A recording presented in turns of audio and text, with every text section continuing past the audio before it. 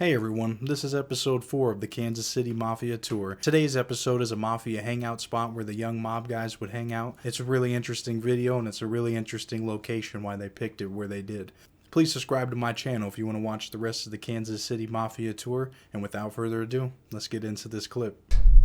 And you see this little brown building, light brown building there?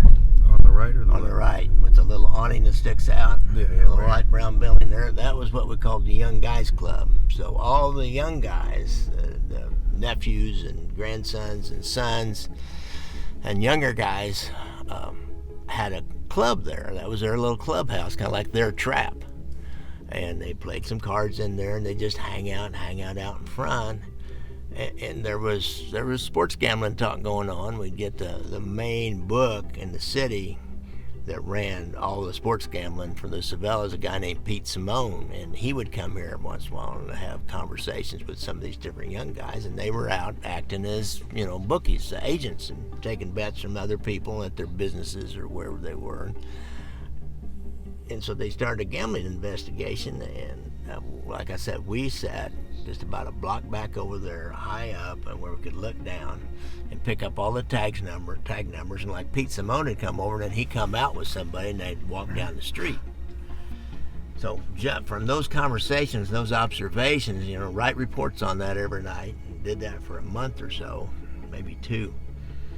It's kind of funny how we rented that apartment. We sent a female officer in, and the old guy was renting and some old Vietnamese guy. See, Vietnamese have moved in big time in this neighborhood and own a lot of the property around here now, and did then. This is, like I said, the late 80s. And he was pretty enthralled with my detective. I was a sergeant over the guys then. He was pretty enthralled with my female detective, and so he didn't ask a lot of questions, and she had just paid a couple months in advance rent, and so we'd have guys come over there in the afternoon like they were coming to see her or whatever, and they just get up there and just stay quiet and look out with some binoculars and cameras and ease in and out, and they never knew we were up there. But those reports, then the U.S. attorney that got the gambling investigation, he took those guys and he had it impaneled a grand jury, and then he started bringing them in and then confronting them with some of these things that my guys saw, and then they refused to testify. And then they'd take them downstairs to one of the judges that was sitting and give them immunity, and then bring them back up to the grand jury room, and then if they refused to testify then, and he put about, I want to say, 6 to 8 these young guys in the penitentiary for the duration of the grand jury. It was so bad that the whole Italian community got up in arms, and I don't say the whole, but a huge chunk of people that were connected, and I mean, legitimate businessmen, but people that were friends and relatives, and knew these guys. Hell, one of my son's friends knew one of them really well, and because he came to me, he said, "Gary," he said, "Kent, everybody's scared." He said, "They're putting these people in jail for, they don't even know what for. They don't want to talk. Don't want to, snitch anybody off and get themselves in trouble with other people out here on the street." Mm-hmm. Polly, I can't do anything about it. And it was so bad they created T-shirts called Basta, which in Italian means enough. And then they started the Basta movement, and they got the newspapers, and they'd have big demonstrations down in front of the courthouse, and they hated this Paul Becker. We even had to watch him for a little bit. There was supposedly a hit out on him for a while. I never really believed it.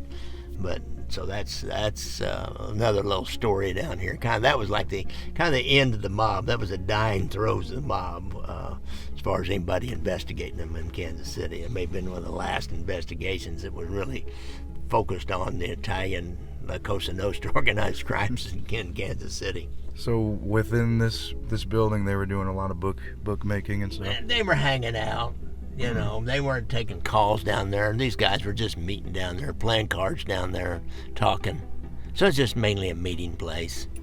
Yeah, and I mean, in there, they got to have their clubs and their social clubs. And clubs. And you said that someone, they were going around the block. They would go and walk. Yeah, the walk and talks. Yeah, like you see in the movies. like John Gotti would Gotti. Around the Raven Night. Yeah. You got anything, Colton?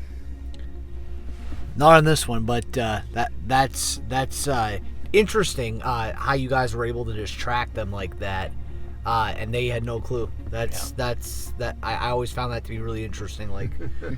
Like you guys were almost able to just like disappear on them. That's really cool. Yeah, I mean, you guys had the front.